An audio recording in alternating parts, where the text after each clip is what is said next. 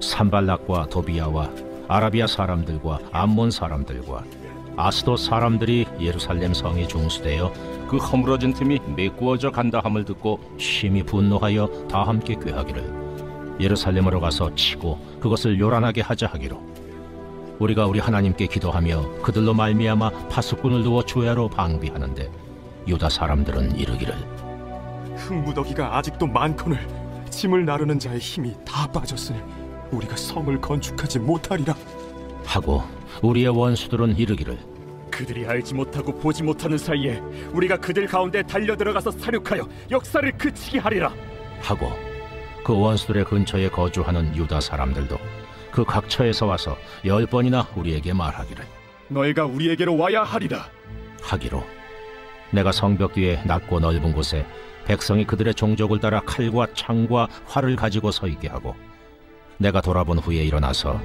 귀족들과 민장들과 남은 백성에게 말하기를 너희는 그들을 두려워하지 말고 지극히 크시고 두려우신 주를 기억하고 너희 형제와 자녀와 아내와 집을 위하여 싸우라 하였느니라.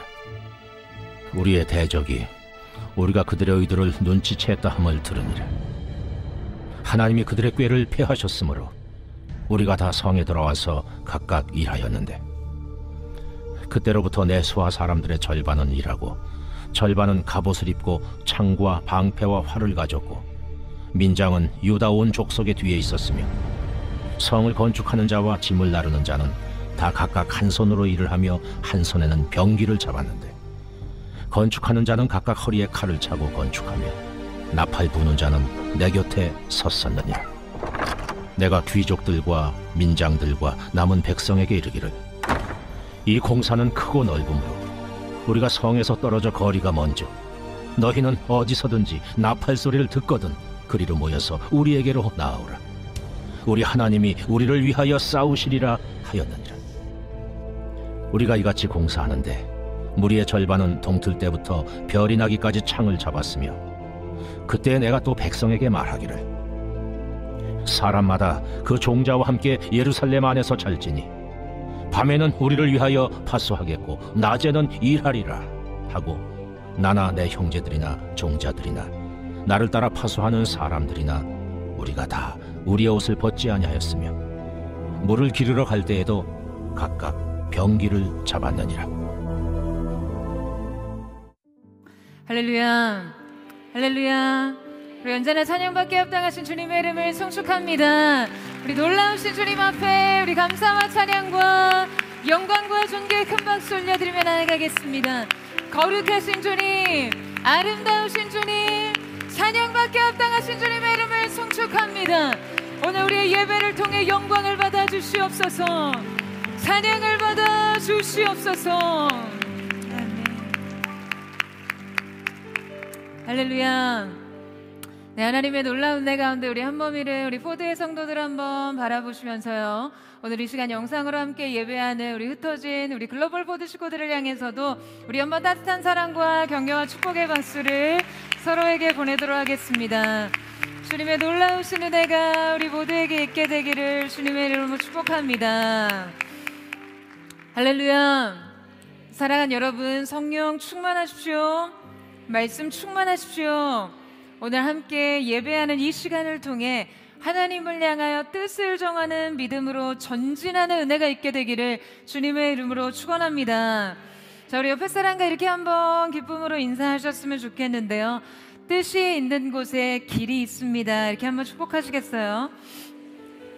뜻이 있는 곳에 길이 있습니다. 그렇게 하나님을 향해 뜻을 정한 우리의 인생 가운데 주님께서 열어주시는 열린 문의 길이 있게 되기를 주님의 이름으로 축원합니다. 여러분, 이 미 해군 특수부대인 네이비실의 대장이던 윌리엄 맥네이븐이요, 텍사스 대학에서 한 연설이 있습니다. 개인적으로 굉장히 인상 깊었었는데요.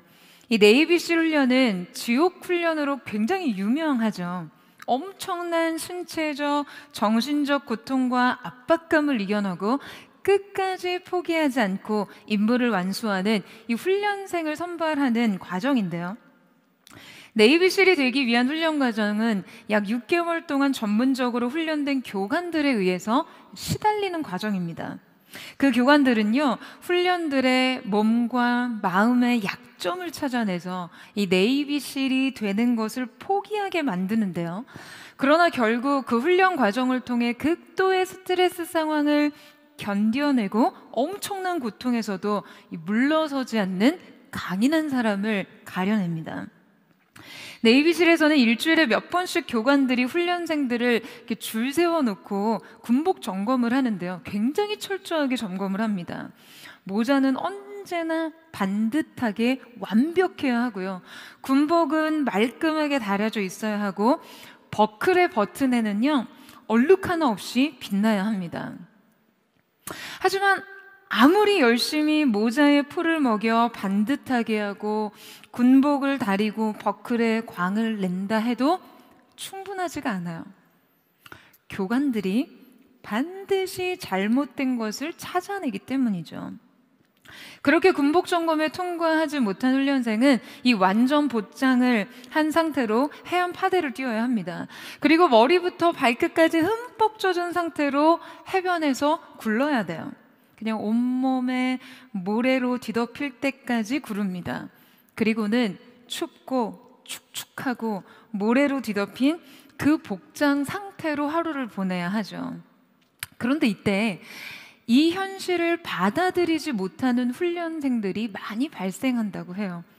모든 노력이 헛수고가 되고 군복을 완벽히 만들려고 아무리 노력해도 그 노력은 인정받지 못했습니다. 그런 훈련생들은 결국 중도 포기를 했어요. 이때 맥레이브는 그들은 이 훈련의 목적을 이해하지 못한 것이다 라고 말합니다. 자, 여러분 이게 무슨 말일까요? 이게 어떠한 의미일까요? 여러분, 맥레이브는요, 이 훈련의 과정에서 훈련생들은 절대로 성공할 수 없다라고 해요. 절대로 군복을 완벽하게 할 수 없다라고 합니다. 여러분, 왜요? 교관들은 절대로 그것을 허용하지 않기 때문에요. 그러니까 말하자면 실패가 설정인 것이죠. 성공을 불가능하게 하는 상황이 그냥 애초에 설정이에요. 불합리가 설정이고요. 노력을 해도 도저히 안 되는 그 현실이 설정이에요. 여러분, 과연 그렇다면 이 훈련의 목적이 뭐라고 생각하세요? 어차피 해도 안 되는데 말이에요. 여러분, 그것은 바로 계속해서 전진하는 것입니다. 실패뿐인 현실에서도 전진, 불합리 속에서도 전진, 해도 안 되는 상황에서 전진. 성공이 훈련의 목적이 아니라 그 전진의 능력을 기르는 것이 이 훈련의 목적인 것이죠. 여러분, 우리의 삶에도 이러한 인생 교관이 있습니다. 하나님께서 부여하신 미션, 인생의 사명을 이루기 위해 이러한 훈련의 시간을 통과합니다. 그냥 애초에 불가능해 보이는 도전, 무모해 보일 만큼 비합리적이고 불합리해 보이는 상황, 실패가 설정인 것 같아 보이는 현실 속에서도 포기하지 않고 전진, 또 전진하는 믿음의 능력을 갖추는 것 말이죠. 우리가 함께 살펴보고 있는 느헤미야야말로 이 훈련의 목적을 온전히 이해한 듯 보입니다. 그는 계속된 문제와 반대와 방해 속에서도 전진, 또 전진합니다. 우리는 느헤미야가 위대한 과업을 이루기 위해 어떠한 실행력과 돌파력을 가지고 백성들을 지도했는지를 살펴봤습니다. 여러분도 인생에 회파된 것들을 다시 세우기까지 이 전략과 지혜를 가지고 각자의 삶을 다시 일으키기 원하는 그런 갈망을 가지셨을 거예요. 그런데 그렇게 나 자신을 하나님 앞에 결단하고도 뒤를 돌아서면요, 다시 내 앞에 놓인 시련과 위기 상황을 마주하죠. 그러니까 삶이 멈추지 않는 한 나를 뒤흔드는 문제 또한 멈추지 않는다는 것을 여러분, 우리는 매주 예배를 드리고 돌아간 삶의 현실에서 마주합니다. 삶이 계속된다면 문제는 계속됩니다. 하지만 우리가 믿음의 싸움을 포기하지 않는 한 승리 역시 계속될 수 있다는 확신을 가져야 합니다. 여러분 아멘이세요? 계속된 전진을 해나가는 것이죠. 그리고 언제나 우리가 그 문제를 주님 앞에 가지고 나와 말씀 앞에서 답을 찾을 때 참된 지혜와 평안으로 여러분 우리를 인도하시는 주님의 손길을 발견하게 됩니다. 오늘도 우리의 문제는 계속되고 삶에는 수많은 선택지가 있지만 결코 굴하지 않고 믿음의 답을 써내려가는 느헤미야의 믿음을 배우기를 원해요. 우리가 지난주에 살펴봤듯이 느헤미야와 유다 백성들은 예루살렘 성벽을 중수하는 데 있어 큰 외부적인 방해와 내부적인 위기에 직면했습니다. 그리고 느헤미야가 이 공격과 위기가 실제 분열과 붕괴를 일으키지 않도록 어떠한 전략적 대처를 했는지 살펴봤었는데요. 자, 오늘도 계속된 난국을 타개하기 위해 느헤미야가 택한 믿음의 태도를 통해 우리의 삶의 문제를 함께 풀어나가기를 원합니다. 계속된 현실 문제에 대응하는 믿음의 응전 첫 번째는 반복적인 일상에서 의미의 상실을 경계하라입니다. 우리 함께 4장 13절 말씀을 같이 한번 읽도록 하겠습니다. 시작. 내가 성벽 뒤에 낮고 넓은 곳에 백성이 그들의 종족을 따라 칼과 창과 활을 가지고 서 있게 하고. 자, 여러분 지금 느헤미야가 무엇을 하고 있습니까? 그가 성벽 재건 공사를 일시 중단한 채로요 백성들을 지금 한 장소에 결집시키고 있는데요. 소집시킵니다. 자, 그런데 성경은 그가 백성을 소집한 장소에 대해서 구체적으로 언급을 하고 있어요. 우리말 성경에는 이것이 낮고 넓은 곳으로 간단하게 번역되어 있지만요. 자, 이것을 원어로 보게 되면 미타우티오트 람마콤과 빠체히힘이라는 굉장히 매우 구체적인 표현으로 기술이 되어 있어요. 그러니까 이 말은 낮고 라는 뜻의 미타흐티오트와 넓은 이라는 표현의 빠체히힘의 최상급 표현이에요. 그러니까 말하자면 가장 넓고 가장 낮은 곳에 그들을 집결시켰다는 것이죠. 여러분 제가 말씀 속에서 이 장면을 굉장히 참 좋아하거든요. 느헤미야의 지시에 따라 백성들이 이 장소에 결집해서 모두 다 같이 이 성벽을 바라보았을 장면을 상상해 보면요, 참 벅찬 감동을 느낍니다. 여러분 그렇다면 지금 느헤미야가 돌연 성벽 재건 역사를 중단하고 백성들을 소집시킬 때 여러분 하필 왜 이 장소에서 그들을 모이게 한 것이었을까요? 여러분 혹시 여러분의 어린 시절을 보냈던 동네를 이렇게 다시 한번 이렇게 성인이 돼서 방문해 본 적이 있으세요? 그러니까 성장해서 한때 어린 시절을 보낸 곳에 가보면요, 모두가 한결같이 느끼는 감정이 있습니다. 모든 것이 너무 작게 느껴진다는 거예요. 그러니까 어린 시절에는 이 모든 것이 참 크고 높고 육중하고 위험한 세계였는데 말이죠. 그러니까 내가 한없이 작을 때, 그때 한없이 올려다보았던 그 언덕이 에게 이 정도의 언덕이었다고? 겨우 이 정도였다고? 내가 그렇게 위험하다고 느끼던 그 가파른 골목이 이렇게 완만한 길이었다고? 여러분 뭐 이런 생각 드신 적 있으시죠? 우리는 그때 그러한 감각들을 통해서 자신의 성장을 확인하게 됩니다. 물리적인 환경과 조건은 변한 것이 없고 달라진 것이 없지만 내가 크고 나니까 여러분 이 각도가요 너무나 완만해지고 이 거리감이 이렇게 멀지 않다는 것을 느끼는 것이죠. 말하자면 이것은 너무나 상대적인 크기예요. 결국 이 상대적인 느낌들을 통해서 자신의 위치와 크기를 확인하게 되는 것이거든요. 자, 여러분 그렇다면 지금 느헤미야가 예루살렘에서 가장 낮고 가장 넓은 곳에 백성들을 집결시킨 의도는 무엇이었을까요? 낮고 넓은 곳에 서면 여러분 무엇을 가장 극대화시켜서 느낄 수 있습니까? 바로 성벽의 위용이에요. 그러니까 상대적으로 성벽이 가장 크고 웅장하게 보이는 위치에 백성들을 세웁니다. 그러니까 말하자면 그들이 지금까지 해온 작업을 가장 극대화해서 파악할 수 있는 위치였던 것이죠.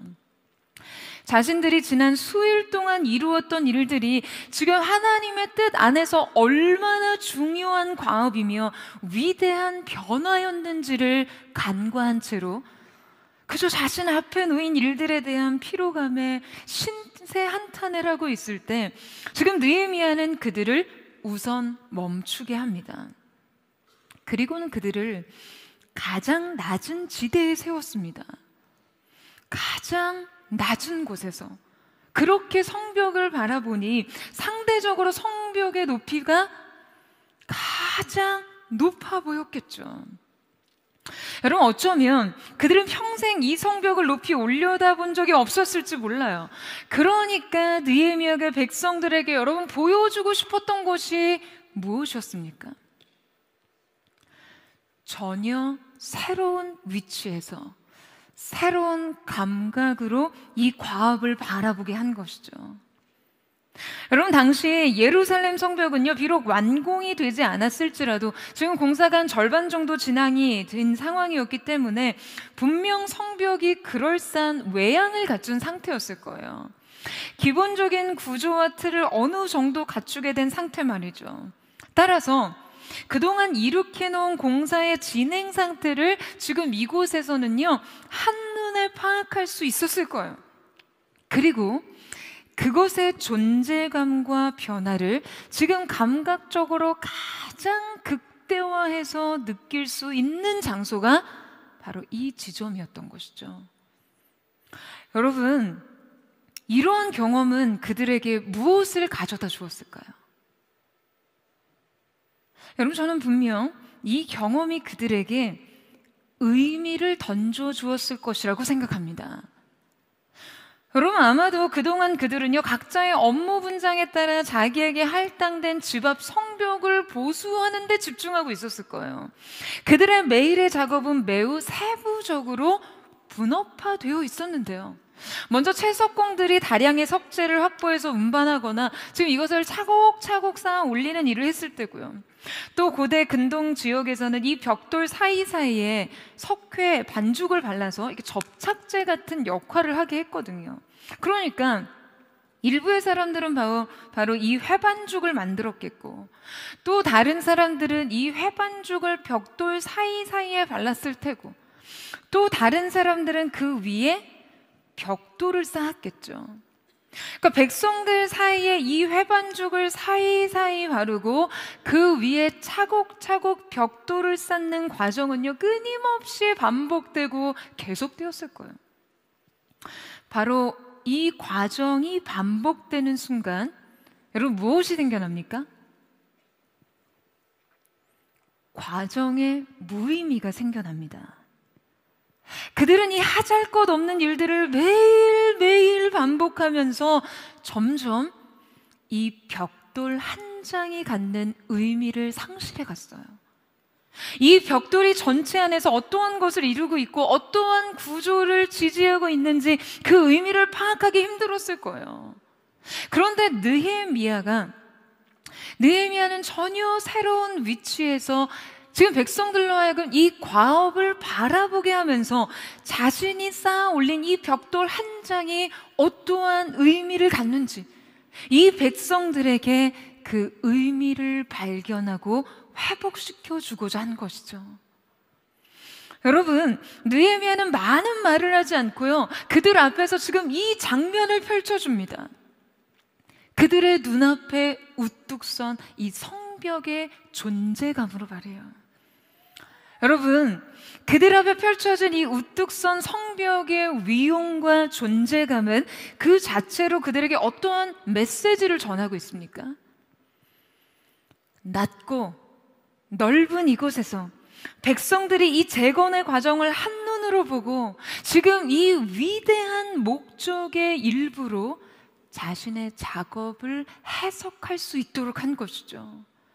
지금 그들이 하고 있는 반복되는 작업들은요, 사실상 140년 동안 방치된 예루살렘 성벽을 재건하는 위대한 역사의 일부였어요. 다만 내가 오늘 완수해야 할 지금 이 작고 사소하고 보잘것없는 임무들이 그 위대한 과업의 부분으로 존재한다는 것을 인식하지 못하는 것이죠. 여러분, 우리의 삶 속에서도요, 매일 일어나는 반복의 과정에서도요, 바로 이 의미의 발견이 필요합니다. 여러분, 아멘이세요? 여러분, 우리가 하는 매일의 업무의 성격이 어떻습니까? 매일의 일과의 성격이 어떤가요? 그야말로 여러분, 반죽을 사이사이에 바르고 그냥 벽돌 한 장 한 장 쌓는 일과 같지 않습니까? 이 반복되는 단순한 업무들이요, 여러분, 우리에게 어떠한 감동과 의미를 주나요? 매일 마주하는 백지를 채우고, 또는 다 채워진 것을 비우고, 다시 더럽혀질 것을 깨끗이 하고, 금방 사라질 것을 만들고, 어제 했던 일을 오늘 다시 시작하고, 오늘 할 일을 내일도 계속하고, 결국 이 원점의 반복, 완성의 반복, 재생산의 반복이 여러분 우리의 삶을 채우고 있는 것이죠. 그리고 이 반복 속에서 우리는 정작 내가 하는 일의 의미를 잃어버립니다. 내가 얼마나 하나님의 위대한 과업 가운데 동참하고 있는지, 그분이 얼마나 영광스러운 일 가운데 우리를 부르셨는지, 이 초라한 순종으로 얼마나 거룩한 변화의 역사가 일어나는지 여러분 그 의미를 미처 이해하지 못하고 있는 것이에요. 이 의미를 상실한 채로 그저 지금 내가 하고 있는 일들에 대한 극도의 피로와 권태만 느끼면서 말이죠. 여러분, 3주 전에 처음 이 이화여대 대강당에서 예배를 드리던 그 주일 아침에 이 강당의 입장 시간이 이제 제한적이었기 때문에 저희가 단 3시간 만에요, 트럭에서 짐을 다 내리고 이 모든 예배 환경을 세팅해야 하는 상황이었거든요. 그러니까 10시 30분이 되면 정확하게 중계로 이 예배가 라이브 송출이 되어야 하는 상황인데요, 1시간 전인데도요, 인터넷 선조차 연결조차 할 수 없는 그런 상황인 거예요. 그때 예배를 세팅하는 스태프들이 모두가 얼마나 멘붕이었는지요. 제가 그 세팅 상황을 보는데 그냥 그야말로 막 방언이 절로 나오더라고요. 그냥 장비 세팅을 가까스로 완료한 후에 이 대강당 바닥에 지금 여러분 여기저기 장비들의 굵은 전선들이 깔려 있으니까요, 그걸 이제 바닥에 안전하게 테이핑을 해야 하거든요. 그런데 이미 그때 성도들의 입장이 시작이 된 거예요. 그러니 스태프들이 전쟁인 거죠. 스태프들의 손이 얼마나 바빠졌겠어요. 메이크업 팀과 TF팀 자매들이요, 이 차가운 돌바닥에 아예 무릎을 꿇고 그냥 무릎으로 벅벅 기어가면서요, 이 바닥의 전선들을 테이핑 하는데요, 그때 그 바닥을 문대면서 테이프를 붙이던 그 손이 덜덜덜 떨리더라고요. 예배 시간이 임박해 오고 성도님들이 막 들어오시니까 너무 긴장이 되고 정신이 없던 거죠. 여러분, 제가 그 모습을 지켜보는데요, 이 예배가 그 차가운 돌바닥에 꿀린 무릎에서부터 시작된다는 것이 참 너무나 감격스러웠습니다. 주님이 받으실 우리의 중심의 예배가 공허한 입술에서가 아니라 그 덜덜 떨리는 손끝에서부터 세워진다는 것이 정말 가슴 벅찼어요. 그 꿀린 무릎이 얼마나 거룩해 보이던지요, 그 손끝의 긴장감이 얼마나 숭고해 보이던지요. 여러분, 때로 그 고된 노동이 얼마나 버겁겠어요. 아무도 알아주지 않는 이 작업이 때로 서럽기도 하겠죠.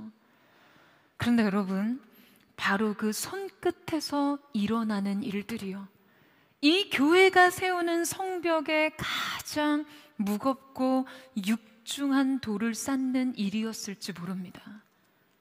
아무도 알아주지 않는, 보이지 않는 섬김이 주님 받으실 최고의 영광이 되었을지 몰라요. 여러분, 저는 이 비밀이, 이 신비가 이 섬김을 기꺼이 감당하는 자들의 마음에 언제나 깊이 자리 잡고 있기를 바랍니다. 이 섬김뿐만 아니라 여러분의 일상으로 돌아가 주님께서 부르신 곳에서 여러분이 매일 반복하는 그 작은 과업들도 소중히 여기십시오. 여러분이 매일 감당해야 하는 일들 가운데 의미의 생명력을 불어넣으세요.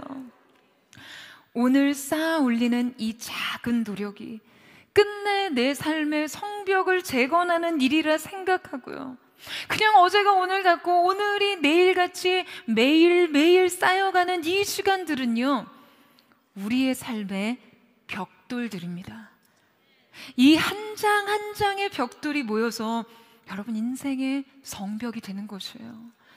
작고 사소하고 보잘것없는 여러분의 일상이 반복되는 그 삶의 과업이 위대한 하나님 나라의 과업의 일부임을 확인하는 그 놀라운 영광의 은혜가 있게 되기를 주님의 이름으로 축원합니다. 아무리 사소하고 하찮고 보잘것없는 일 같다 할지라도 그 반복된 일상의 하루하루가 하나님께서 부르시고 부여하신 사명의 과업이자 자리라면 하나님께서 여러분의 섬김을 통해, 여러분의 매일의 일상을 통해 영광 받으실 줄로 믿습니다.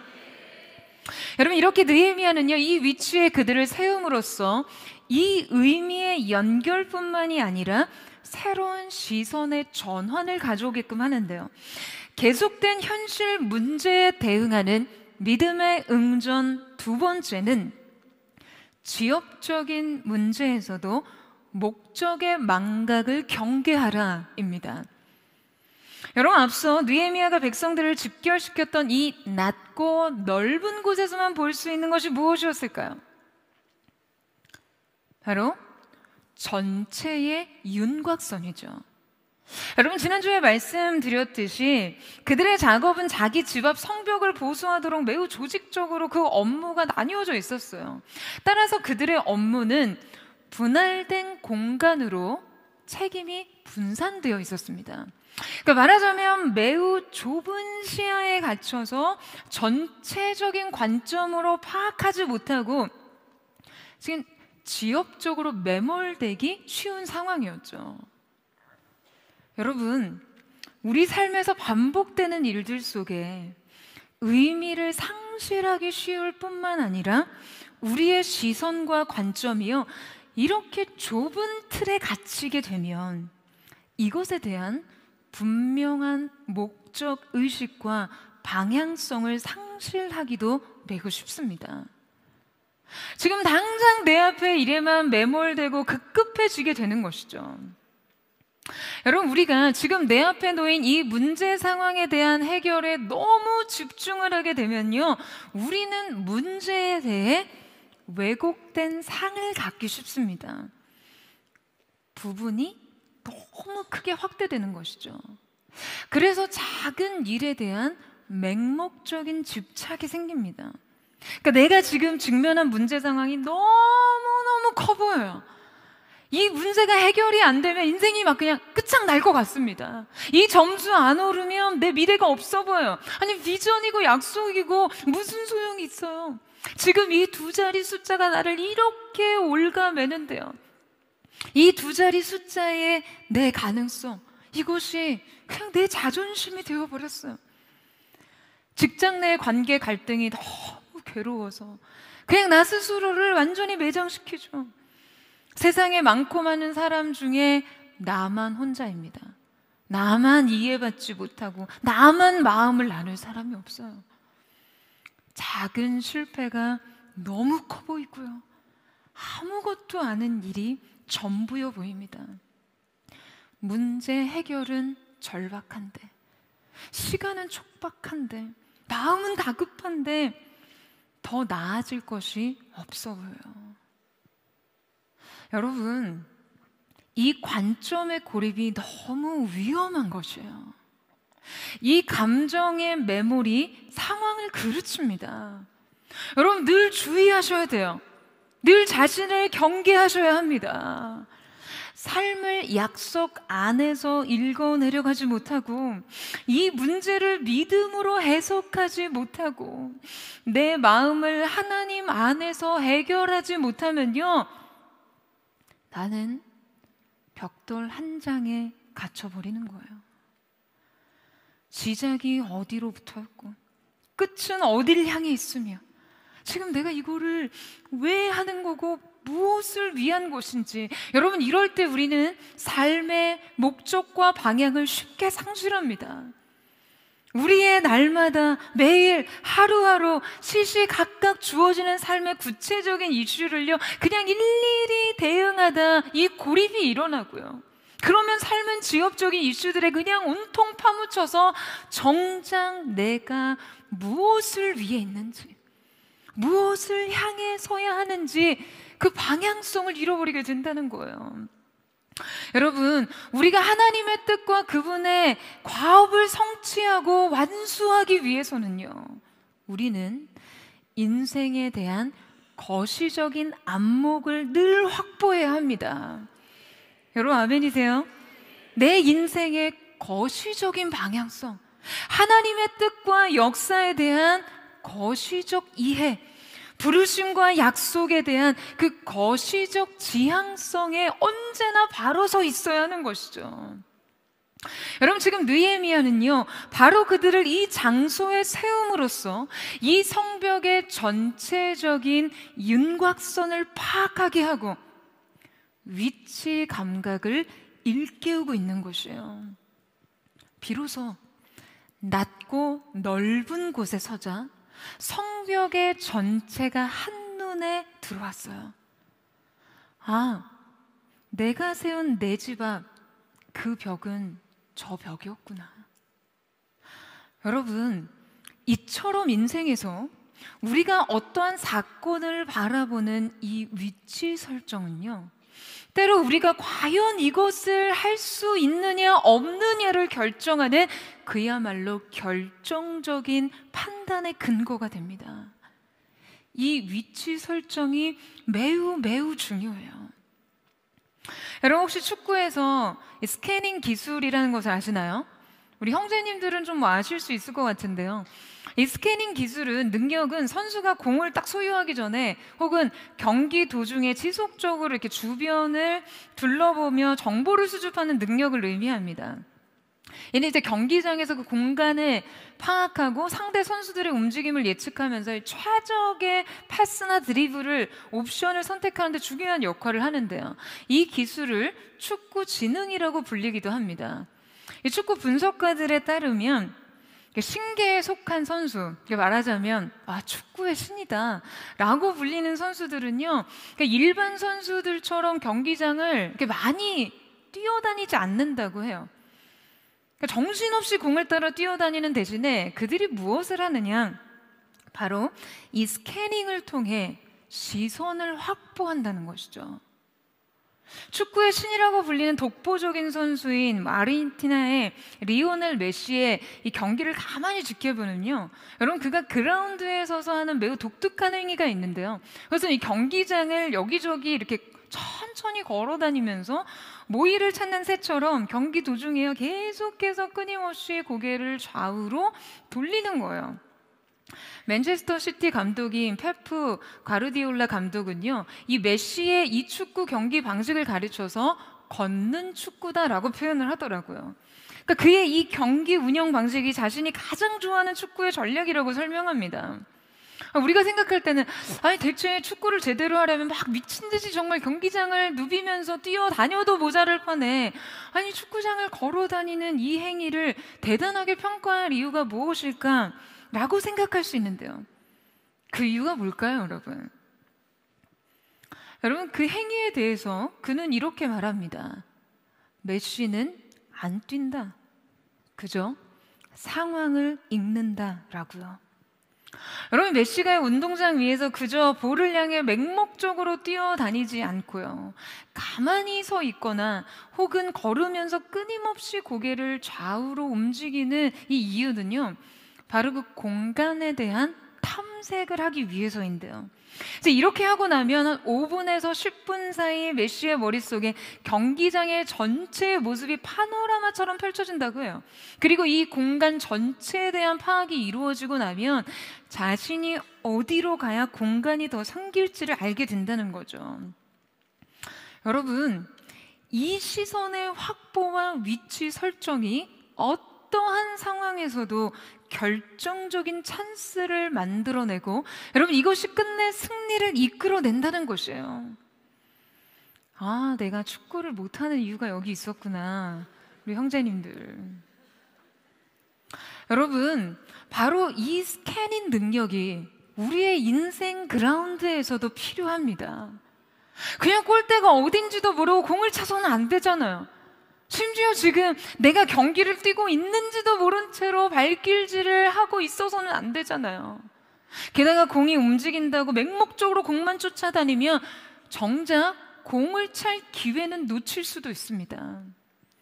내가 정확히 어디를 향해 달려야 하는지, 지금 나의 이 몸짓이 이 경기에 어떠한 새로운 전환을 만드는지, 내가 지금 나를 무너뜨리는 상대의 허점을 노리고 어디로 침투를 해야 하는지, 이 전략적 위치 파악과 설정을 해야 한다는 것이죠. 여러분, 그래야 인생의 기회를 창출합니다. 그래야 헛발질을 안 해요. 그리고 결국 이것이 골대에 골을 넣게 하는 것이죠. 여러분, 지금 느헤미야는요, 예루살렘의 가장 낮은 지대의 백성들을 모아놓고 이 스캐닝 작업을 하고 있습니다. 그들에게 이 부르심과 사명에 대한 시야를 확보하고 방향성을 정하도록 하고 있는 것이죠. 성벽 전체를 한눈에 볼 수 있는 이 시선을 통해 그들은 매우 즉각적으로 전체적인 그 윤곽을 파악하면서 하나의 분명한 관점을 소유할 수 있게 됩니다. 그들이 지금 무엇을 하고 있는지, 그리고 계속해서 무엇을 해야 하는지 매우 직관적으로 깨달았어요. 그리고 그는 궁극적으로 이 성벽의 제거는 단지 물리적인 방어벽의 복원으로서의 의미만이 아니라 본질적으로 그들의 영적 회복과 개혁을 위한 것이라는 그 목적을 일깨우고자 한 것이죠. 사랑하는 여러분, 저는 저와 여러분 가운데 이 영적 스캐닝 능력이 있기를 축복합니다. 사랑하는 여러분, 하나님의 마음을 읽으세요. 그리고 그 마음으로 여러분의 삶을 이해하십시오. 하나님의 눈으로 시대의 필요를 읽으세요. 주님이 주시는 부르심의 사명과 그 목적을 향한 시선을 놓치지 말고 언제나 그 방향을 향해서는 거룩한 은혜가 있게 되기를 주님의 이름으로 축원합니다. 계속된 현실 문제에 대응하는 믿음의 응전, 그 세 번째는 결과에 집착하지 말고 목적을 추구하라 입니다. 여러분, 사람이 간절하고 절실한 문제를 해결하기 위해서 이렇게 그 문제에 집중을 하다 보면요, 어떠한 순간에 맹목적으로 결과에 대한 집착이 생기기 마련입니다. 목적이 아니라 결과 말이에요. 여러분, 목적과 결과는요, 분명히 다른 겁니다. 우리가 어떠한 일을 하든 목적에 집중하는 것이 아니라 결과에 집착하기 쉬워요. 우리가 때로 어떠한 일에 목적을 망각한 채로 결과만을 추구하다면요, 그 결과가 어떤 성공을 이뤄내든, 그것이 얼마나 거창하고 대단한 것이든 정작 그 일을 해내려던 목적에서는 멀어질 수 있다는 것을 기억해야 합니다. 여러분, 사실 느헤미야는 예루살렘의 성벽 재건이라는 이 목표로요, 자신의 삶의 모든 기득권을 포기하고 이곳에 온 사람이잖아요. 대제국의 궁궐에서의 삶을 내려놓고 없어요. 무엇보다 누구보다도 느헤미야가 이 빠른 결과에 대한 집착을 보이기 쉬운 사람이었죠. 하지만 느헤미야는 목적을 망각한 채로 결과를 성공적으로 이끌어내는 것에 몰두하지 않았습니다. 그는 성벽 보수의 전 과정을 걸쳐 성벽 재건의 목적을 분명히 인식하고 추구하고 있었어요. 여러분, 대체 이 성벽은 왜 재건해야 합니까? 그들이 반복되는 업무의 의미를 상실하고 좁은 시야의 목적을 망각했다면, 여러분, 그렇다면 대체 이 사명의 의미와 목적은 무엇입니까? 여러분, 예루살렘 성벽이 회파된 것은요, 단지 도시 방어선의 그 방어력의 상실만을 의미하지 않았습니다. 140년간 방치됐던 무너진 성벽은 지금 하나님의 백성으로서 그들의 정체성과 영적 상태의 붕괴를 상징하던 것이죠. 그러니까 따라서 이 성벽을 재건하는 것은요, 도시적인 기능의 회복이기 이전에 신앙 공동체로서의 재확립을 의미합니다. 여러분, 이 목적은 이 성벽 중건이 되는 과정에 매우 깊이 반영되어 있었는데요. 우리가 전체를 살펴보지는 않았었지만 3장에서는 성벽 중수 공사가 본격화되면서 그 작업에 착수했을 때 이 공사의 시작부터 끝까지 그 과정을 매우 구체적으로 기록하고 있는데요. 자, 우리 함께 느헤미야 3장의 첫 시작인 1절과 마지막 구절인 3장 32절 말씀을 같이 한번 읽어보도록 하겠습니다. 시작. 그때 대제사장 엘리야십이 그의 형제 제사장들과 함께 일어나 양문을 건축하여 성별하고 문짝을 달고 또 성벽을 건축하여 한메아 망대에서부터 하나네 망대까지 성별하였고 성 모퉁이 성류에서 양문까지는 금장색과 상인들이 중수하였느니라. 자, 여러분, 지금 여기에서 성벽 공사의 시작이 어디에서 시작됐죠? 자, 성벽 공사가 어디에서 시작됐어요? 지금 방금 읽으셨잖아요. 자, 어디에서 시작됐죠? 양의 문이죠. 자, 그리고 어디에서 끝났다라고 기록하고 있죠? 양의 문에서 끝이 납니다.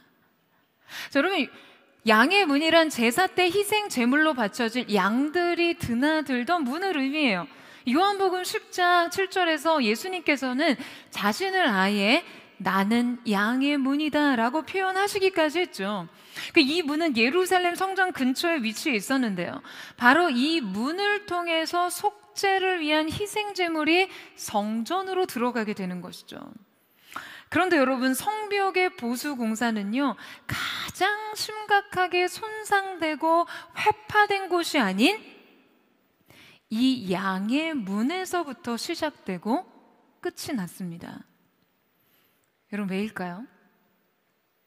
이것이 어떠한 의미입니까? 여러분, 진정한 영적인 회복과 개혁이 어디에서 시작되고 어디로부터 마친다고요? 바로 예배라는 거예요. 여러분, 예루살렘 성벽의 보수가 필요한 것은 도처에 있었어요. 군사적으로 훨씬 더 방비가 시급했던 부분이 있을 수 있었겠죠.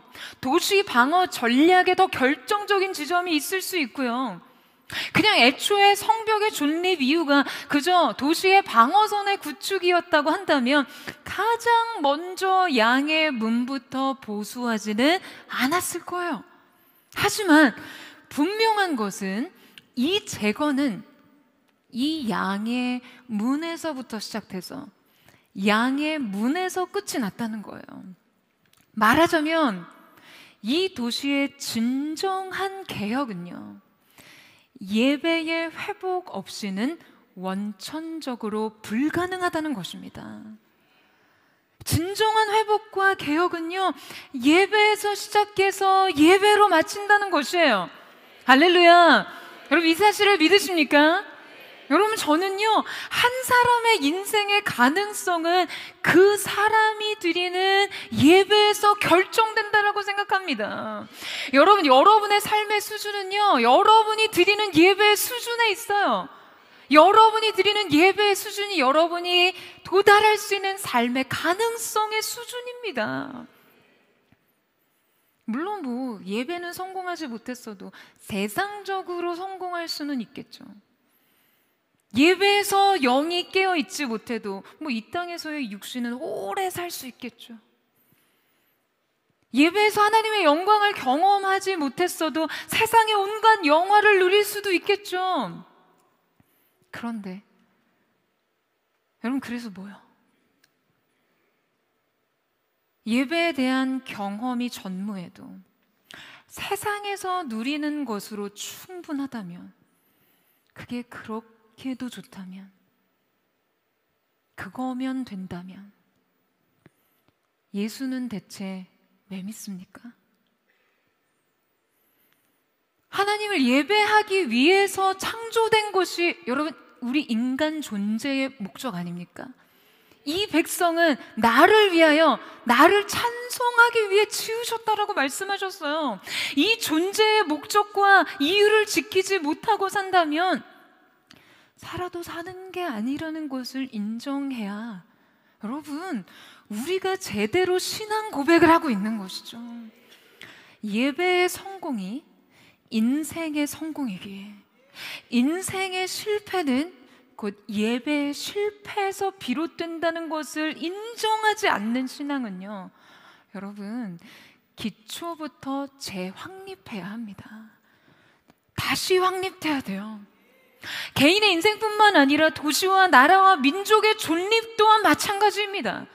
여러분, 이스라엘의 역사의 모든 고통과 실패는요, 그들이 살아계신 하나님을 예배하지 않고 그들에게 풍요와 번영을 줄 것이라고 믿었던 바알과 아세라를 섬기면서 시작되었어요. 예배가 무너지자 한 민족이 망했어요. 여러분, 믿어지세요? 전쟁에 패하고 경제가 망하고 사회 시스템이 붕괴되고 인간성이 무너지기 전에요, 예배가 무너져서 그런 거예요. 예배의 실패에서 한 민족이 망했습니다. 그렇다면 여러분, 그 무너진 것을 다시 일으키려면 뭐부터 해야 합니까? 예배에서 시작해야죠. 여러분, 그래서 예배의 전부를 걸라는 거예요. 할렐루야. 여러분, 이 사실에 믿으세요? 너무 중요한 얘기니까 제가 말이 더듬어져요. 여러분, 모든 것이 예배에서 시작하고 예배로 완성되기 때문에 예배의 전부를 걸어야 함을 믿으십니까? 왜? 인생의 성공과 실패가 여기에 달려있으니까요. 내 삶의 존재의 이유와 목적이 여러분 여기에 달려있으니까요.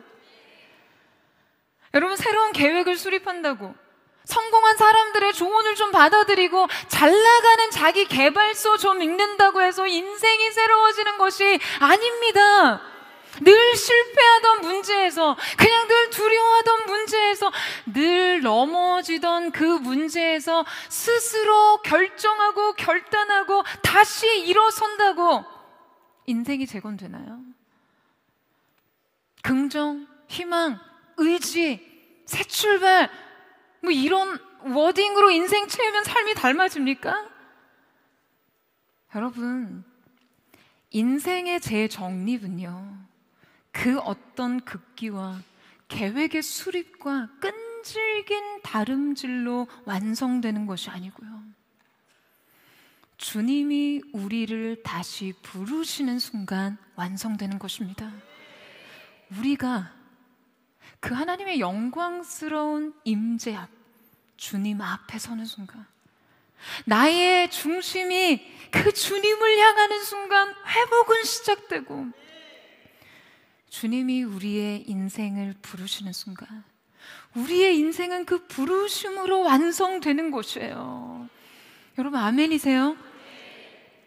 양의 문이신 예수로 시작해서 예수로 끝나는 것입니다. 여러분, 이 양문의 특징은요, 자물쇠와 빗장에 대한 말이 없다는 거예요. 3장을 보면 자물쇠와 빗장이 총 5번 언급되는데요. 자물쇠는 받침들과 관계되어 있는데 이 받침의 빗장을 꼭 막혀 끼웁니다. 그래서 성문을 잠가둠으로써 사람들이 성문을 쉽게 열지 못하도록 한 것이죠. 그런데 유일하게 양문에만 자물쇠와 빗장을 두지 않았어요. 왜 그랬을까요? 왜 양문은 문을 잠그지 않았을까요? 바로 예수께로 나오는 길은 모든 사람들에게 항상 열려 있다는 것을 보여주기 위함이었습니다. 언제나 활짝 열려 있는 열린 문이요, 열린 문이 되신 예수 그리스도를 보여주는 것이죠. 여러분, 저는 이 양의 문이 되시는 예수께로 나아가는 이 길이 오늘의 예배를 통해 재건되는 은혜가 있게 되기를 주님의 이름으로 축원합니다. 여러분, 열린 문 대신 예수께로 나아가세요. 예배로 시작해서 예배로 완성하는 인생, 예수로 시작해서 예수로 끝나는 인생으로 새로워지는 은혜가 있게 되기를 축원합니다. 계속된 현실 문제에 대응하는 믿음의 응전 마지막은 경계가 임무임을 기억하라입니다.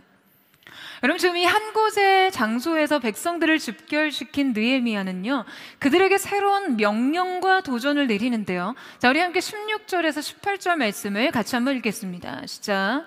그때로부터 내 수하 사람들의 절반은 일하고 절반은 갑옷을 입고 창과 방패와 활을 가졌고 민장은 유다 온 족속의 뒤에 있었으며 성을 건축하는 자와 짐을 나르는 자는 다 각각 한 손으로 일을 하며 한 손에는 병기를 잡았는데 건축하는 자는 각각 허리에 칼을 차고 건축하며 나팔을 부는 자는 내 곁에 섰었느니라. 자, 여러분, 느헤미야서를 깊이 묵상할수록 느헤미야가 신앙과 삶, 영성과 현실을 얼마나 균형 있게 관리하는 사람이었는지를 깨달을 수 있습니다. 그는 현실을 개척하는 실천적인 영성과 그 영적인 전쟁을 대비하는 경계의 영성 모두를 소유한 사람이었어요. 여러분, 지금 느헤미야가 백성들에게 어떠한 지시사항을 내리고 있습니까? 여러분, 느헤미야는 지금 백성의 절반은 일을 하게 하고요, 절반은 갑옷을 입고 창과 방패로 무장을 시킵니다. 뿐만 아니라 성벽을 쌓는 사람들도 일을 하면서요, 이 허리에 칼을 차게 됩니다.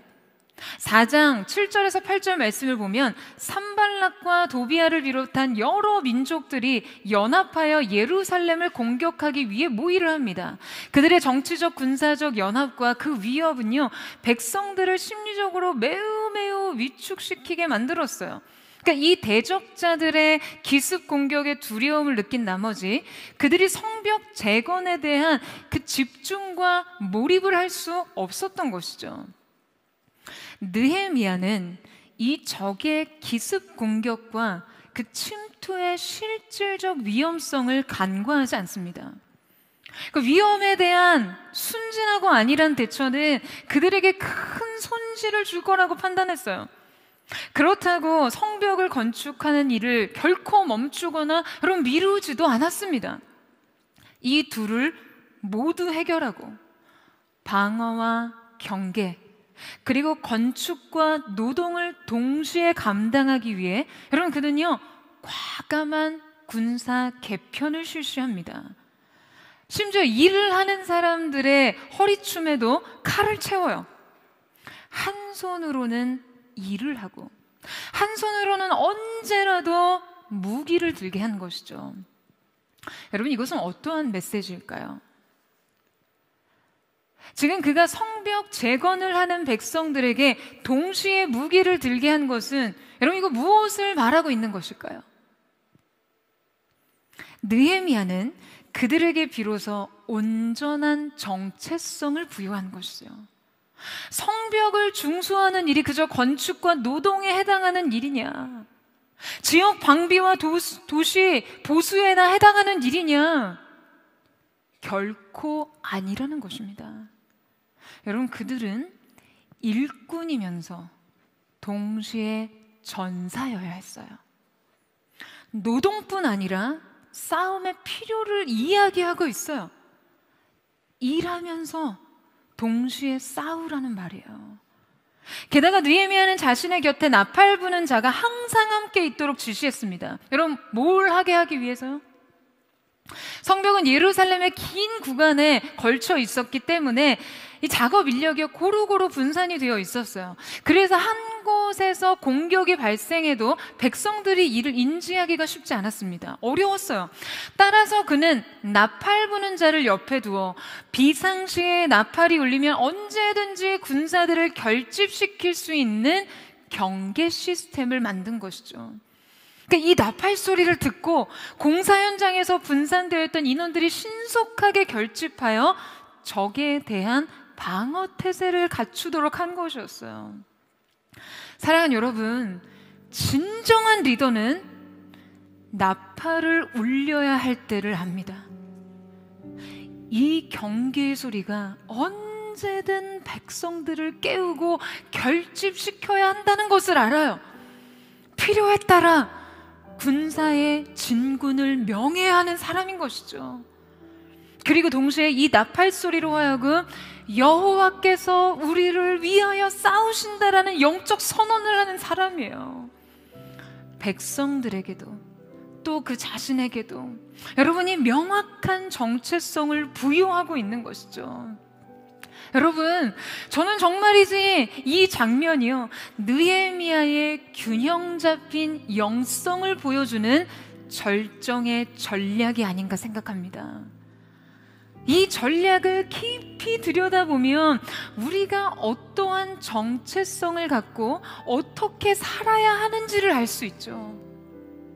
여러분, 우리도 한 손에는 도구를 들고 다른 한 손에는 무기를 들어야 합니다. 한 손에 쟁기를 들었다면 한 손에는 칼을 들어야 해요. 열심히 사명을 감당한다고, 성실한 노동을 반복한다고 여러분 안전을 보장받지 못합니다. 일하느라 기도 안 하는 건 여러분 이해받을 수 없어요. 일하기 위해 기도해야 하고요, 기도하면서도 일해야 합니다. 여러분 아멘이세요? 대적에 대한 방어태세, 호시탐탐 나를 공격하는 적에 대한 경계심, 그리고 언제나 무기를 들고 맞설 수 있는 군사적 정체성. 공격이 있을 때는 언제나 하나의 전선을 형성하는 공동체 의식, 여러분 이 모든 것이 우리에게 필요한 것이죠. 여러분 아멘이십니까? 사랑하는 여러분, 일과 영성의 균형을 이룬 사람들이 되십시오. 한 손에는 다윗의 수금이, 다른 한 손에는 물매와 칼이 들려진 예배자이자 전사로서 사시기를 주님의 이름으로 축원합니다. 할렐루야, 할렐루야. 여러분, 우리의 정체성은 다윗과 같은 예배자 아닙니까? 동의하세요? 아멘이세요?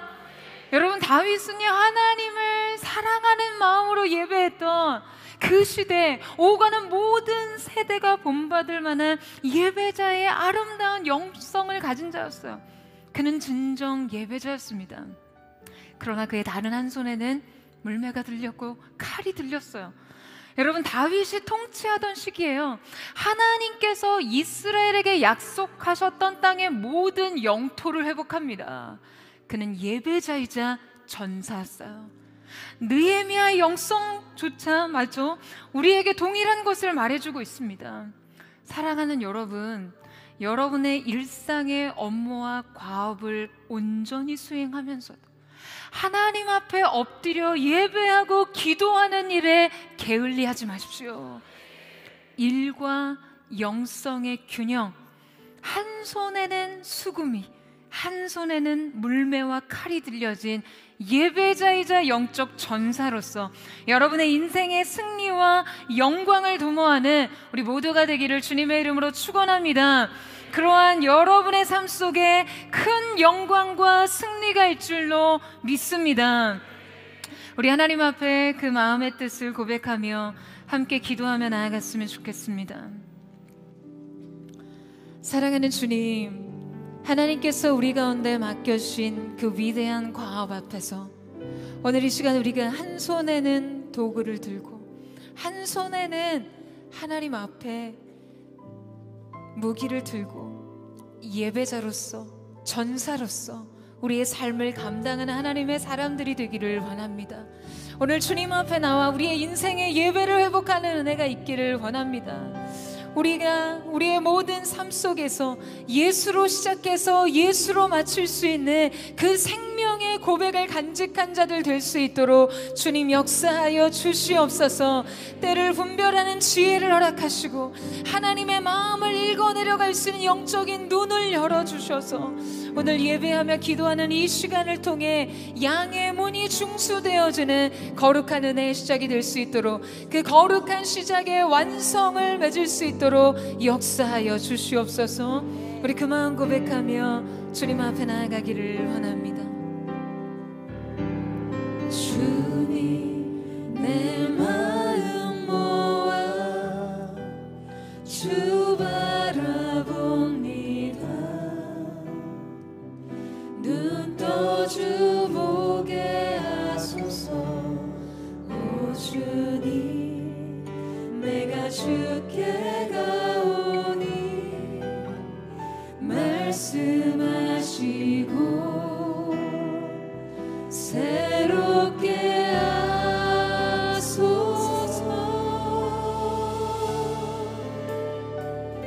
하소서. 내가 전심으로 주 얼굴 구하리니 주의 뜻대로 나를 세우시리라. 오직 믿음으로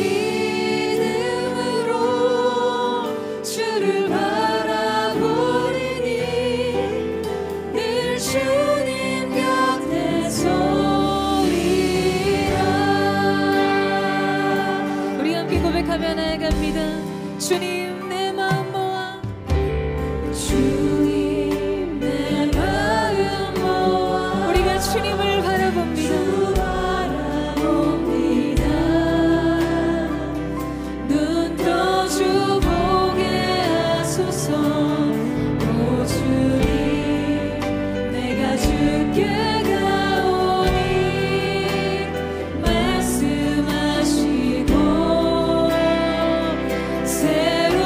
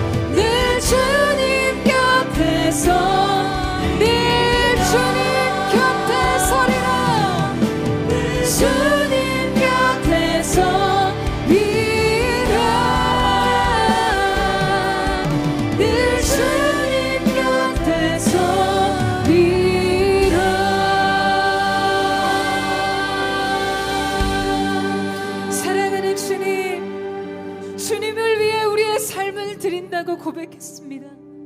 주님의 위대하신 뜻을 시대 가운데 이루는 그 한 사람, 변화와 변혁의 때를 부르는 그 한 사람의 리더로 이 시대 가운데 주님의 과업 안에 사용받기를 사모하는 마음으로 주님 앞에 우리의 인생을 드렸습니다. 예배를 세우는 일에, 이 시대 하나님의 영광을 세우는 일에, 선포하는 일에 우리의 삶을 헌신시켰습니다. 그러나 매일의 일상이, 매일 반복되는 삶의 업무가 삶의 의미를 상실하게 하고, 과연 이 일이 하나님의 영광과 무슨 상관이 있나요? 매일 반복되고 또다시 반복되고 그냥 무의미하게 반복되는 듯한 이 삶의 현장 속에서 여러분, 그렇게 하나님이 여러분의 인생 가운데 불러주신 사명의 목적을 상실한 채 반복되는 일상의 업무 속에 매몰되어 있지는 않으십니까? 사랑하는 여러분, 오늘 느헤미야가 가장 낮고 넓은 곳의 백성들을 집결하여 그들이 함께 도모하며 이룬 하나님의 위대한 과업을 바라보게 했던 것처럼요. 여러분, 주님의 일을 다시 바라보세요. 여러분의 인생이 처음 부름을 받던 그 두렵고 떨리는 설레임, 내가 하나님의 일들 가운데 쓰임받을 수 있다라는 인생의 기쁨을 가지고 주님 앞에 섰었던 그곳에 다시 여러분을 세우세요. 이 위대한 하나님의 역사의 일부분을 지금 여러분의 인생이 감당하고 있음을 확인하는 시간이 되기를 주님의 이름으로 축원합니다. 주님의 마음으로 서 있는 그곳 가운데 하나님의 사명을 이루는 내 인생 집 앞의 성벽 보수가 대체 하나님의 위대한 과업과 이 시대적 사명과 무엇과 연결되어 있나를 외치는 무의미한 일생의 반복 속에서 하나님의 위대한 사명의 뜻을, 목적을, 영광을 다시 발견하는 은혜가 있게 되기를 주님의 이름으로 축원합니다. 사소한 삶의 육아, 직장에서의 업무, 여러분이 무시로 반복하는 삶의 작업이 오늘과 하나님의 위대한 영광의 거업과 연결되어 있음에 다시 발견되는 은혜가 있게 되기를 주님의 이름으로 축원합니다.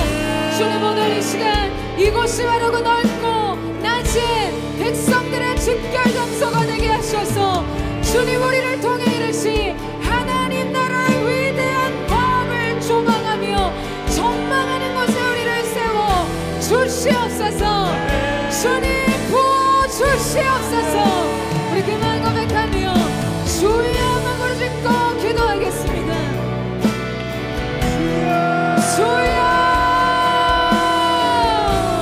사랑하는 주님, 우리의 일상에서 끊임없이 반복되고 해체되는 그 의미를 발견하기 어려운 내일의 일상의 업무, 그 모든 삶의 현장 속에서 우리가 그 위대한 하나님의 과업, 우리를 통해 원상하시고 가시는 이 시대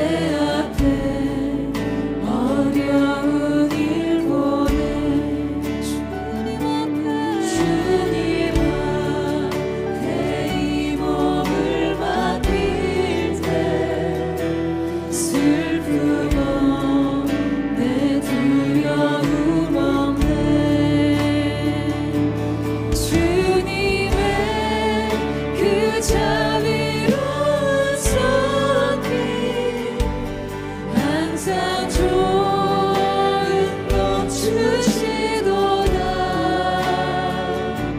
살았을 내 아픔과 기쁨을 수고와 평화와 안식을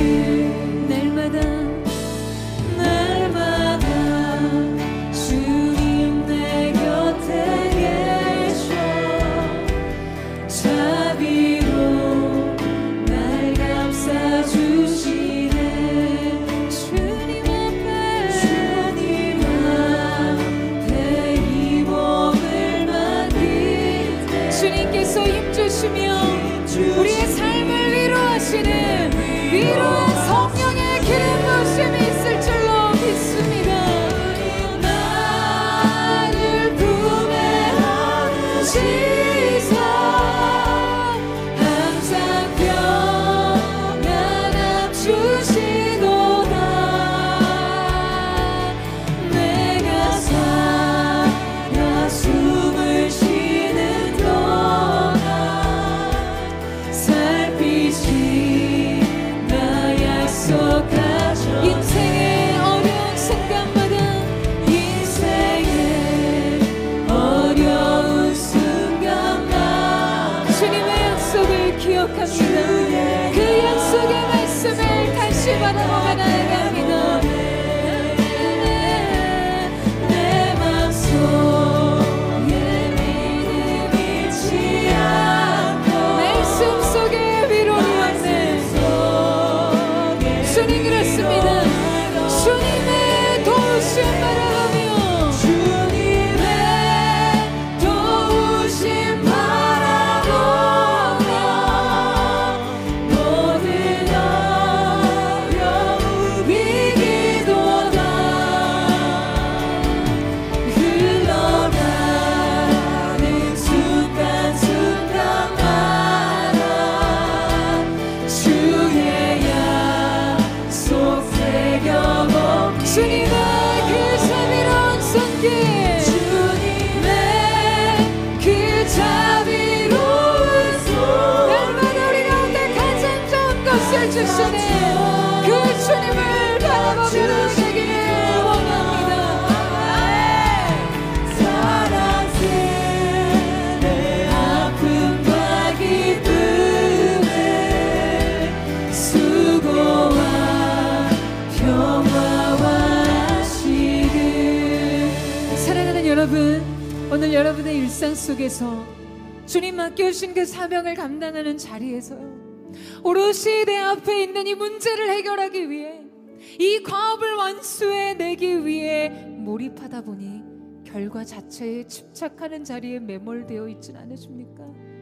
그것이요 부정적인 감정이 되어 한없이 나 자신을 내려앉게 만듭니다. 외로움과 우울과 두려움과 조급함과 불안이 나의 목을 조르는 것 같이 느껴지는 그 자리에서 사랑하는 여러분 벗어나세요. 벗어나시기를 축복합니다. 여러분 결과에 집착하지 마시고요 이 부르심의 목적을 기억하십시오. 부족해도 괜찮습니다. 연약해도 괜찮아요. 하나님의 목적을 향해 부르심의 영광을 향해 나아가는 한 걸음 한 걸음에 우리 주님께서 승리의 암성으로 기억하실 줄로 믿습니다. 사랑하는 여러분 이 과정의 목적을 기억하셔야 돼요. 포기하지 마십시오. 포기하지 마세요. 삶의 문제가 계속될 때에도 여러분이 믿음으로 전진한다면 하나님께서 승리를 주실 줄로 믿습니다.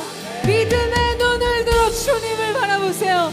우리의 삶의 모든 일상 가운데 거룩하신 하나님의 목적과 연결되는 새로운 은혜가 있게 되기를 주님의 이름으로 축원합니다. 우리 주의 한번 부르짖고 우리의 삶을 주님 앞에 다시 회복하며 기도하며 나아가겠습니다. 주여 주여 거룩하신 주님 우리의 삶의 모든 자리 그저 우리의 삶 속에 매몰되며 함몰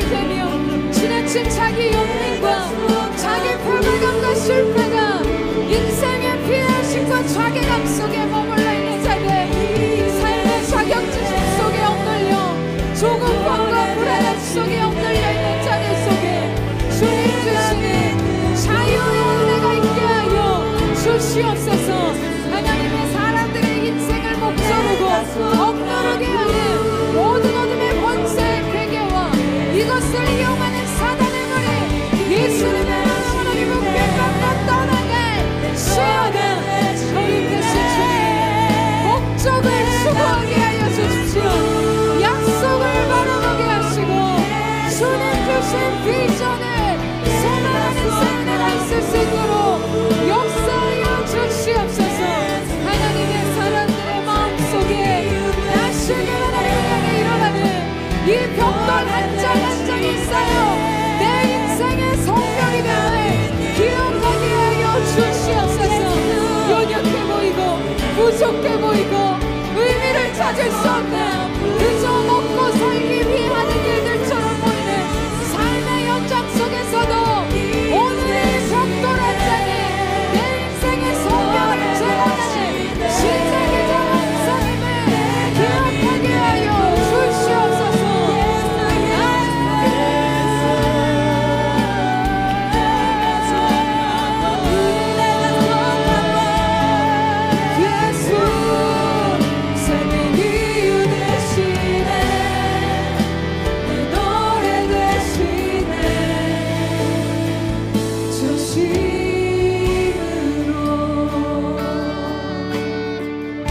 주님 손에 맡겨드리리,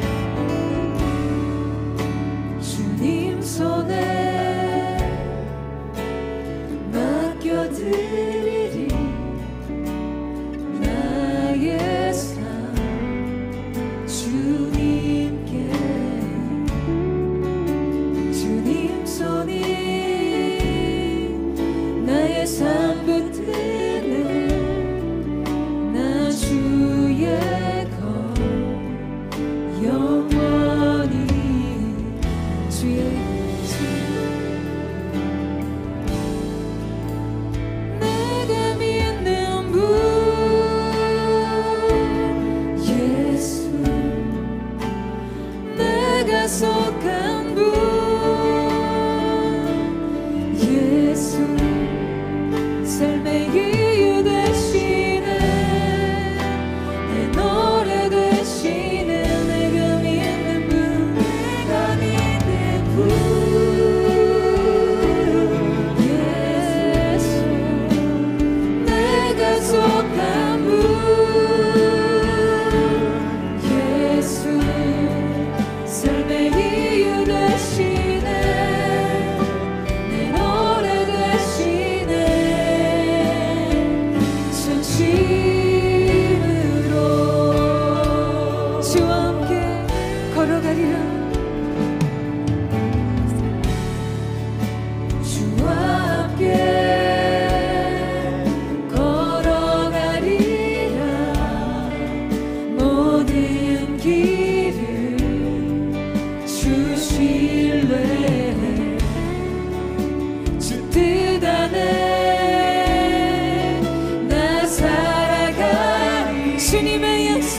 주의 약속에 영원해.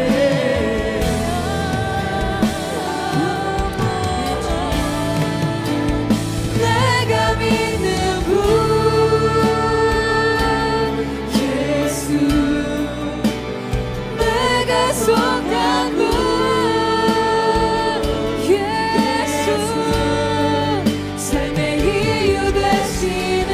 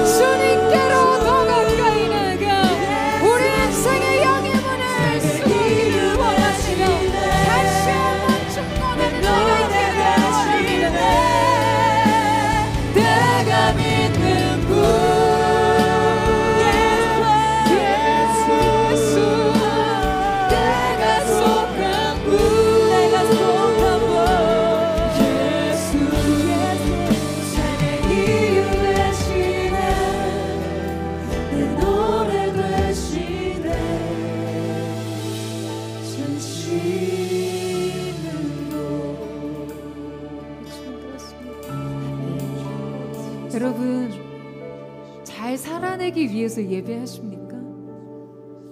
여러분의 인생의 삶의 현장을 잘 감당하기 위해 기도하시나요? 아니면 예배하기 위해 살고 있으십니까? 기도 앞으로 하나님 앞에 자신을 드리기 위해 삶을 살아내고 있으세요? 여러분, 이사야 43장 말씀에 하나님께서는 우리의 존재의 이유와 목적에 대해서 분명하게 명시하십니다. 이 백성은 내가 나를 위하여 지었나니 나를 찬송하기 위함이라고 말씀하셨어요. 여러분, 아멘이십니까? 이 예배가 여러분 인생의 진정한 목적임을 믿으십니까? 여러분의 인생 과업을 잘 살아내기 위해, 인생 성공과 형통을 위해서, 인생 삶의 꼭대기에 올라가 하나님의 영광을 위해, 주님께 영광을 돌려드립니다라는 한마디를 위해 살아내는 것이 아니라요, 매일의 삶의 예배가 존재의 이유가 되어야 합니다. 이 예배를 위해 사셔야 돼요. 여러분, 아멘이세요? 저는 오늘 우리의 존재의 이유와 목적이 주님 앞에 재건되기를 원합니다. 양의 문부터 수축하세요. 여러분의 인생의 방어선, 여러분의 삶을 안전하게 만들기 위한 스펙 쌓는 일, 직장생활 잘 해내는 일, 학업에 열심히 매진하는 일, 자녀 양육 열심히 하는 일, 그거 중요하지 않다고 말하는 것이 아니라요, 여러분, 모든 일에는 우선순위라는 것이 있습니다. 양의 문에서 시작해서 양의 문으로 끝나는 거예요. 예배로 시작해서 예배로 끝나는 것입니다. 예수로 시작해서 예수로 끝나는 것이 믿는 자의 삶의 마땅함인 줄로 믿습니다. 오늘 이 시간 여러분, 우선순위를 정하세요. 여러분 인생에서 가장 먼저 수축하고 지키고 복원해야 되는 것, 주님, 결코 우리의 삶의 수준이 이 예배 수준을 넘어설 수 없습니다. 예배에 헌신하는 자로 삶을 지키는 자가 되기를 원합니다. 여러분, 아멘이세요? 여러분이 하나님을 높이면 하나님께서 여러분을 높여주실 줄로 믿습니다. 그렇게 양의 문을 수축하는 자의 마음으로 열린 문 대신 예수께로 나아갑시다. 전심으로 주여 세 번 부르짖고 합심의 동성으로 기도합니다. 주여, 주여,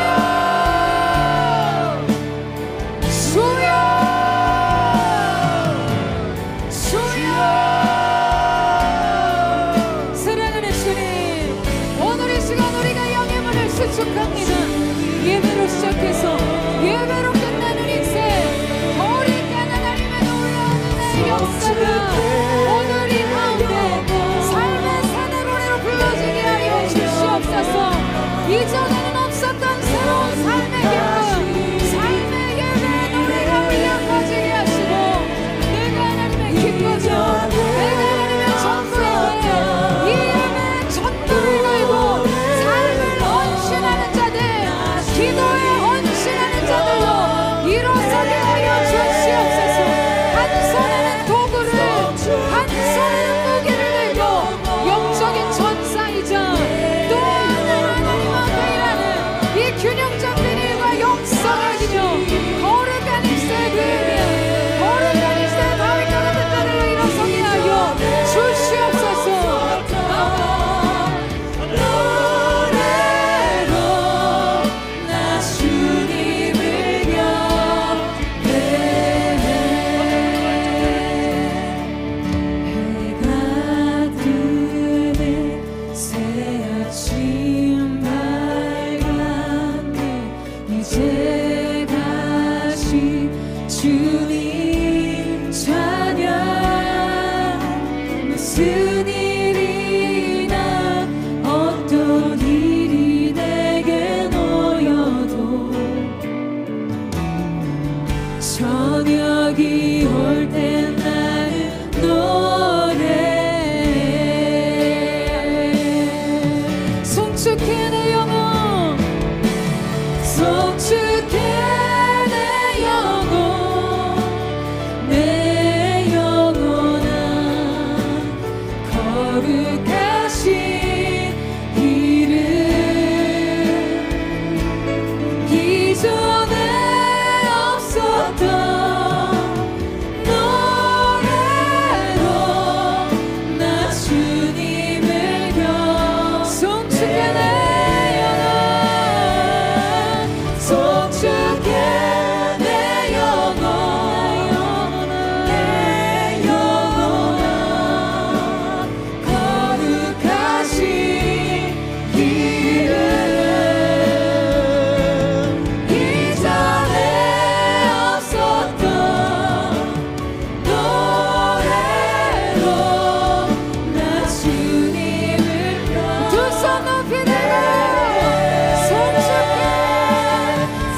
주께 내 영혼 내 영혼아 거룩하신 이름 이전에 없었던 노래로 나 주님을 경치게 나 주님을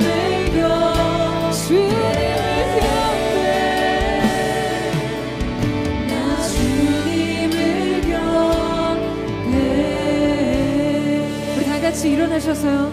우리 마지막 한 번 더 짧게라도 기도했으면 좋겠습니다. 사랑하는 주님, 한 민족이 망하는 이유가 다른 어떤 것이 아닌 예배에 실패한 이유로부터 시작됨을 함께 나눴습니다. 사랑하는 주님, 이 나라와 민족을 긍휼히 여겨 주시옵소서. 이 땅에 무너진 예배의 기초, 진리의 기초가 다시 세워지게 하여 주시옵소서. 이 땅에 교회가 깨어 일어나 거룩한 하나님 나라의 역사를 감당하게 하여 주셔서 한국교회 예배 회복이 이 시대의 회복과 연결되게 하여 주시옵소서. 캠퍼스의 회복과 연결되게 하여 주시옵소서. 이 나라 정치, 경제, 사회, 문화, 교육, 아버지 하나님 가정 모든 영역에 이르기까지 하나님의 주권과 통치가 다시 회복되게 하여 주시옵소서. 우리 중보하며 두 손 높이 들고 주여 세번 부르짖고 없지만 선포하며 기도하겠습니다. 주여